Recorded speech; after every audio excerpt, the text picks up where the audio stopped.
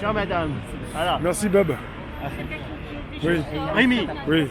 déjà, je te dis merci. Mais déjà, je voudrais m'excuser parce que sur la vidéo où j'ai découvert que quand je m'énerve et quand je suis révolté, je suis confus, je pars partout. Je disais qu'est-ce que le slam, qu'est-ce que l'affaire copie comique, qu'est-ce que le comique mainstream français et tout ça. Et moi, à la base, tout ce que je voulais dire, c'est que en espace de 2 minutes, comment j'ai connu, apporter mon témoignage pour dire comment j'ai connu le commencement de l'affaire. L'affaire qui allait devenir le scandale du copie comique.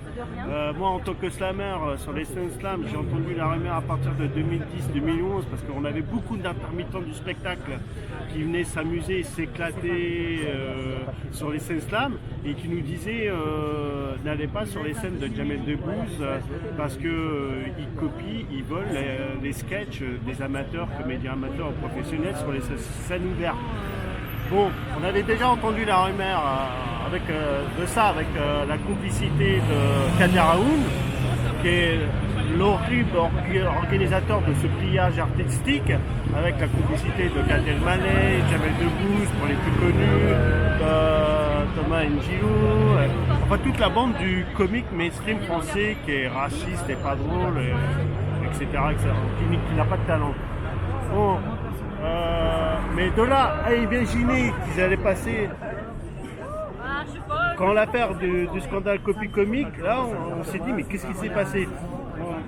Comment ils ont pu voler, plagier les sketchs des comédiens amateurs sur les scènes ouvertes à voler les sketchs des humoristes américains les plus connus du monde, quoi.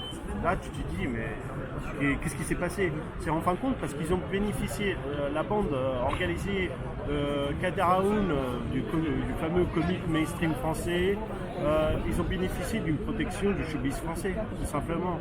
La loi du silence. Il ne faut pas oublier que Kader Aoun est une personne extrêmement violente. C'est organisé. Ouais. C'est quelqu'un d'extrêmement violent et parmi ses amis, il y en a certains, c'est des personnes infréquentables. Voilà. Et je crois qu'il a usé beaucoup de violence physique et verbale envers les personnes qui voulaient se révolter contre lui. Par exemple, moi je me rappelle du compte de, comment il s'appelle, faux slammer qui disait qu'il a fait du slam et qu'il n'en avait jamais fait, qui était pote avec Grand Corps Malade, le compte de Bourdebala. Bon, ok, ça marche pour lui parce qu'il a beaucoup voyagé aux États-Unis d'Amérique. À préciser que cette personne n'a jamais fait de slam, parce qu'il a fait beaucoup de promos, on disait qu'il avait fait du slam, le compte de Bourdebala, alors ce n'était pas vrai. Et il s'est embrouillé avec Jamel Debbouze, Comedy Club et compagnie. Parce que enfin, la vérité, c'est qu'il lui devait de l'argent. Maintenant, quand il passe dans l'émission du scandale copie comique en disant pourquoi vous êtes parti pour ça, il n'a pas répondu. Mais c'est faux, il n'est pas parti à cause de ça. Il a participé lui aussi. Mais il a pris ses distances parce que c'était gros comme affaire et que ça allait un jour péter à la gueule de tout le monde. Mais lui, il est parti parce que l'autre, il lui devait beaucoup d'argent. Je parle de l'autre, de Jamel Debbouze. Voilà. Et maintenant, tu vas me dire où ça en est l'affaire copie comique? Tous les coupables n'ont pas été jugés. Et à part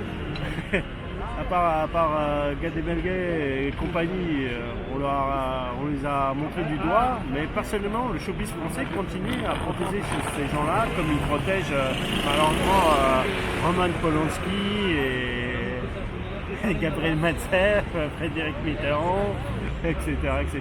À croire que l'épidémie de pédophilie est bien plus dangereuse que le coronavirus. Voilà. Mais heureusement, il y a quand même une justice à l'étranger. Que le monde des artistes d'Allemagne, du Canada, comme tu as relaté ça la dernière fois, vis-à-vis de Gad Elmaleh, maintenant tous ces spectacles sont annulés là-bas. Voilà, même aux États-Unis d'Amérique, je crois, tant mieux, il y a quand même une justice, mais trouver une justice vis-à-vis du showbiz hyper hypocrite, du showbiz français, Merci Bob. On verra ça dans un futur proche. Merci Rémi. Je vais bouger un peu. Vas-y, Les muscles et tout. Merci, à bientôt.